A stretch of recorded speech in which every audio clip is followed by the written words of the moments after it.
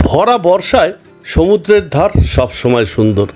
আর আমি গত পর্বে দেখিয়েছিলাম 8 তারিখ আমার সেই তাজপুরে যাওয়া আর সেখানকার এক নির্জন সৈকতে অসাধারণ দিন কাটানো।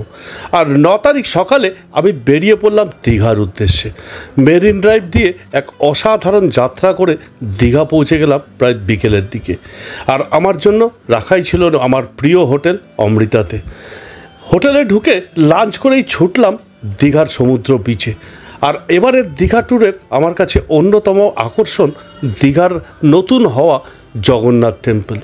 রাতের আলোয় জগন্নাথ টেম্পলের দেখার নেশায় ওয়েট করে রইলাম সন্ধে হওয়ার অপেক্ষায়। বিকেলবেলার এই দীঘার সমুদ্রের পাড় তখন অসম্ভব সুন্দর। আর উইকডেজেও এখন বেশ ভিড় দীঘায়, লোকে প্রায় 3:30-4টে তখনও জলে চান করছে। আর দীঘা মানেই বাঙালির আবেগ, আর বাঙালি চিরকালই দীঘামুখী। আর দীঘা সবসময় বাঙালিকে আপন করে নিয়েছে। ধনী দরিদ্র বর্ণ ধর্ম জাত নির্বিশেষে কাউকে দীঘা ফেরায় না, সবার জন্য এই দীঘা। তাই দীঘা ভিড় হোক আর না হোক সব সময় সুন্দর। আর এখন দীঘার এই পর্যটন কেন্দ্র তো ভীষণ সুন্দর। দীঘার সমুদ্র পার বিস্তীর্ণ অঞ্চল বাঁধানো, এবং ওল্ড দীঘা থেকে নিউ দীঘার সমুদ্রের ধার দিয়ে রাস্তা অসাধারণ।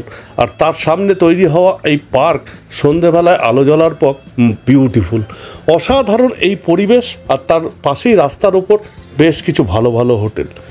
দীঘার সমুদ্র পাড়ে অপেক্ষা করে রইলাম সন্ধে হওয়ার জন্য, কারণ আমার এবারের দীঘার মূল গন্তব্য দীঘার জগন্নাথ মন্দির।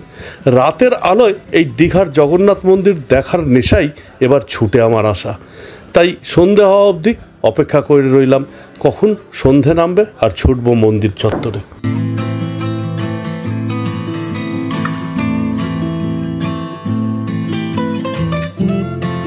অনেকেই জানেন না দীঘার প্রকৃত নাম ছিল বীরকুল, যা 8শ শতকের শেষ ভাগে আবিষ্কৃত হয়।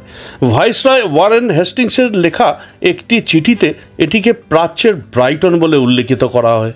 1923 সালে জন ফ্র্যাঙ্ক স্নেইথ নামে এক ব্রিটিশ ভ্রমণকারী এখানকার সৌন্দর্যে মুগ্ধ হয়ে দীঘায় বসবাস শুরু করেন। তার লেখালেখির ফলেই দীঘা সম্পর্কে মানুষের আগ্রহ বৃদ্ধি পায়। আর ভারতের স্বাধীনতার পর এখানে পর্যটন সুবিধা বৃদ্ধি করতে তিনি তৎকালীন পশ্চিমবঙ্গের মুখ্যমন্ত্রীকে বিধানচন্দ্র রায়কে উৎসাহ দেন।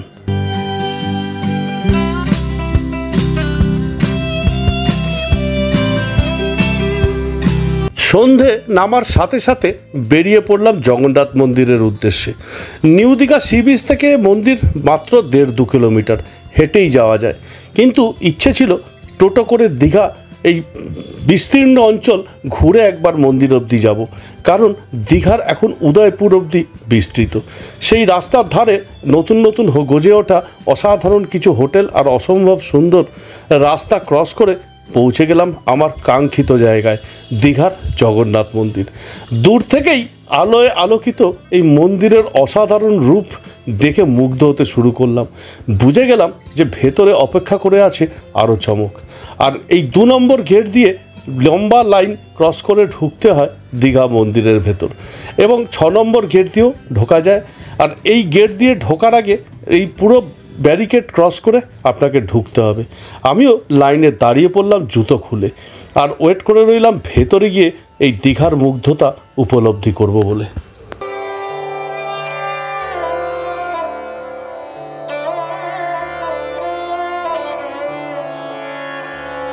জগন্নাথ মন্দির হলো জগন্নাথকে উৎসর্গ করা একটি গুরুত্বপূর্ণ হিন্দু মন্দির।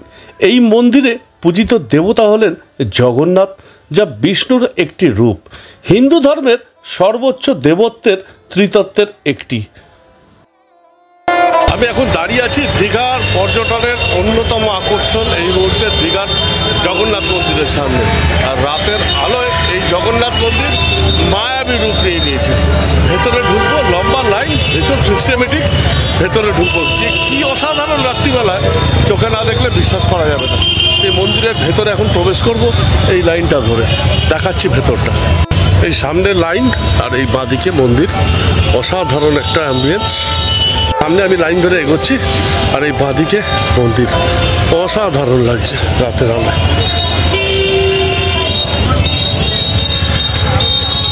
দুর্দান্ত।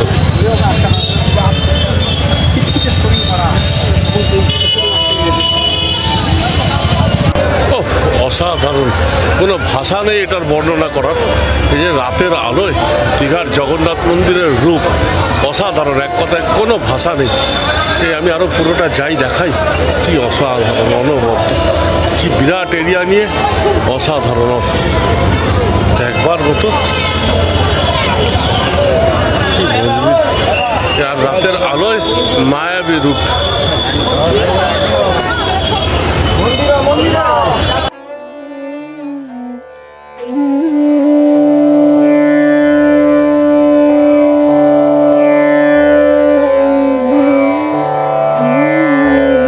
ভারতবর্ষে চার ধামের অন্যতম পুরীধাম। পুরীধাম জগন্নাথ দেবের অন্যতম ধাম, আর তার গুরুত্ব, তার পৌরাণিক ঐতিহ্য অন্যরকম। আর এই দীঘা, জগন্নাথের দীঘা মন্দির দীঘায় অসাধারণ তার স্থাপত্য। মন্দির হিসেবে ওয়েস্ট বেঙ্গলের ওপর গড়ে ওঠা এটা হয়তো সব থেকে সুন্দর। আর রাতের আলোর এর রূপ দেখবার মতো, কোনো বিতর্ক নেই পুরী বা দীঘার মধ্যে। পুরী অবশ্যই তার পৌরাণিক কাহিনী অনুযায়ী পুরী একটি ধাম এবং জগন্নাথের বাসস্থান, এবং জগন্নাথ দেবের অস্তিত্ব পুরী ছাড়া একেবারেই হয় না। কিন্তু দীঘা মন্দির, আর ভারতবর্ষে আরও বেশ কিছু জায়গায় জগন্নাথ মন্দির আছে, তার মধ্যে এটা বোধহয় সব থেকে সুন্দর। ভীষণ সুন্দর এই দীঘার জগন্নাথ মন্দিরের ভেতরে ঢোকার পর আপনি মুগ্ধ হয়ে যাবেন, বিশেষ করে সন্ধ্যাবেলায়। বেশ ভিড় ছিল, কিন্তু লাইনের স্মুথভাবে এগিয়ে গেছে, যার জন্য কোনো অসুবিধা হয়নি। সন্ধ্যেবেলায় 8টা অবধি এই মন্দিরের প্রবেশ করা হয়, আর 8:45-এর পর কাউকে আর ভেতরে থাকতে দেওয়া হয় না। আর সকালবেলা মন্দির খোলে ভোর 6টায়, আর দুপুরবেলা 1টা থেকে বন্ধ থাকে, 5টার পর আবার মন্দির খোলে। আর এই সময় লোকের দর্শনার্থীদের ভিড় গম গম করে।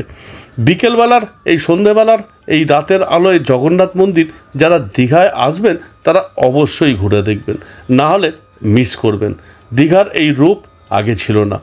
দীঘা পর্যটনের মুকুট আর একটা বেড়ে গেল এই জগন্নাথ মন্দির, অসাধারণ।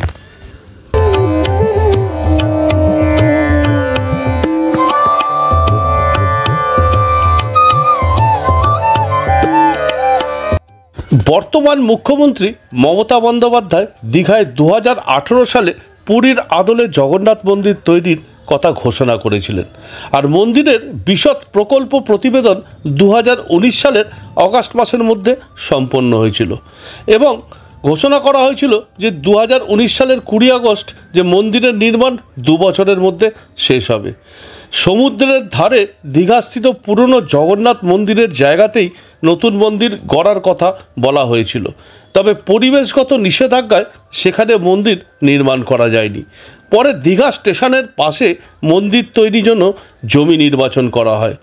দীঘা শঙ্করপুর উন্নয়ন পর্ষদ মন্দিরের জন্য 20 একর জমি প্রদান করেছিলেন, আর মন্দির নির্মাণের দায়িত্ব হিডকোকে দেওয়া হয়। রাজ্য সরকারের উদ্যোগে জগন্নাথ মন্দিরের নির্মাণ কার্যের সূচনা হয় শুভ অক্ষয় তৃতীয়াতে, আর নির্মাণ কার্যে ব্যয় হয়েছিল 200 কোটি টাকা।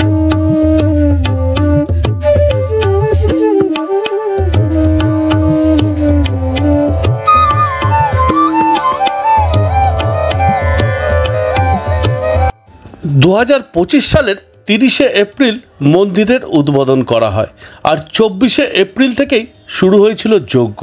প্রথমে বাস্তুপুরুষের উদ্দেশ্যে যজ্ঞ করা হয়েছিল, যার উদ্দেশ্য ছিল নবনির্মিত কাঠামোকে অপদেবতা বা অপশক্তির কবল থেকে মুক্ত করা। 29শে এপ্রিল শুরু হয় মহাযজ্ঞ। এই দিন যজ্ঞে প্রধান যজমান ছিলেন স্বয়ং মুখ্যমন্ত্রী, আর দুপুরে প্রথমবার মন্দিরের শীর্ষে পতিত পাবন ধ্বজা উত্তোলন করা হয়, যা প্রতিদিন বিকেলে পরিবর্তন করা হবে বলে স্থির করা হয়। পুরীর জগন্নাথ মন্দিরের প্রধান সেবায়েত রাজেশ দৈতাপতির নেতৃত্বে পুরোহিতেরা নিম কাঠের তৈরি জগন্নাথ বিগ্রহতে প্রাণ প্রতিষ্ঠার প্রক্রিয়া সম্পন্ন করেন। এরপর পাথরের জগন্নাথ বিগ্রহতে প্রাণ প্রতিষ্ঠা করেন ইস্কনের সেবায়তরা। একই সঙ্গে রাধা মদন মোহনের পাথরের মূর্তিতেও প্রাণ প্রতিষ্ঠা করা হয়।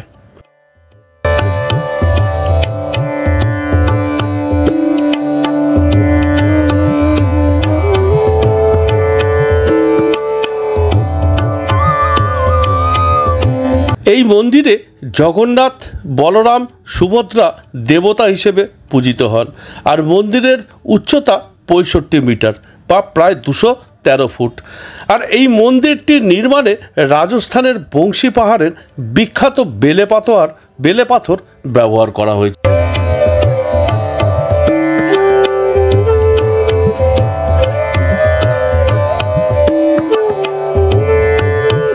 ওল্ড দীঘা থেকে নিউ দীঘা যাওয়ার পথে new Digha rail station cross করলেই চোখে পড়বে আপনার এই মন্দিরের প্রবেশের গেট। আর তার পাশেই আছে মাসির বাড়ি, যেখানে কিছুদিন আগেই রথের দিন মা জগন্নাথ, বলরাম, সুভদ্রা চলে এসেছিলেন এই মাসির বাড়িতে। আর তারপর আবার উল্টো রথে ফিরে গিয়েছিলেন তার স্বগৃহে। আর এই মন্দিরের মাহাত্ম্য অসাধারণ। এখানকার প্রাকৃতিক পরিবেশ চারিদিককার অসাধারণ। আর সমুদ্রের ধারে দীঘার এই উপখণ্ডে এই মন্দির পর্যটন শিল্পে এক অন্যরকম জোয়ার এনে দিয়েছে দীঘার বুকে। আজকের দিনে দীঘাতে আর শুধু শনি রবি নয়, সারা সপ্তাহ ভিড় থাকে। অসাধারণ এই মন্দির, সন্ধেবেলা না দেখলে বিশ্বাস করা যায় না।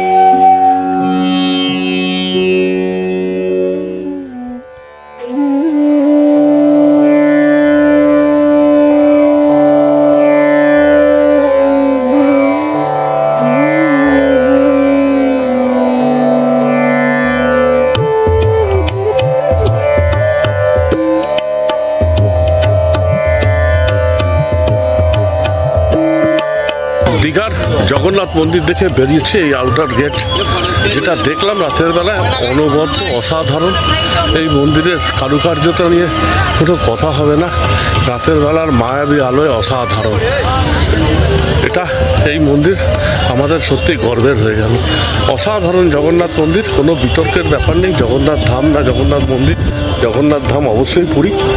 তার ইতিহাস অন্যরকম, তার পৌরাণিক কাহিনী অন্যরকম, কিন্তু জগন্নাথ মন্দির নতুন যে দীঘায় তৈরি হয়েছে তার কোনো তুলনা হয় না। তার স্থাপত্য অনবদ্য, আর তার রাতের বেলার রূপ মুগ্ধ করে দেবে আপনাকে। দুর্দান্ত।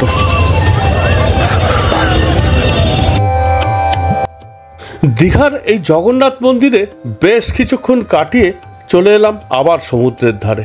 আর রাতের বেলা সমুদ্র দর্শন করে ফিরে এসেছিলাম হোটেলে ঢুকে ডিনার করে শুয়ে পড়া। পরের দিন ফেরার পালা। আজকে আমার এই পর্ব দীঘার জগন্নাথ মন্দিরকে নিয়ে। দীঘা বাঙালির সবার আবেগের জায়গা। দীঘার সমস্ত কিছু বাঙালির সবাই জানে। তাই এই শুধু জগন্নাথ টেম্পলের দর্শনই আমি তুলে ধরার চেষ্টা করেছি আপনাদের সামনে। যদি ভালো লাগে অবশ্যই লাইক, শেয়ার, কমেন্ট করুন। আর হ্যাঁ, চ্যানেলটা সাবস্ক্রাইব করুন। ভালো থাকবেন। Good night.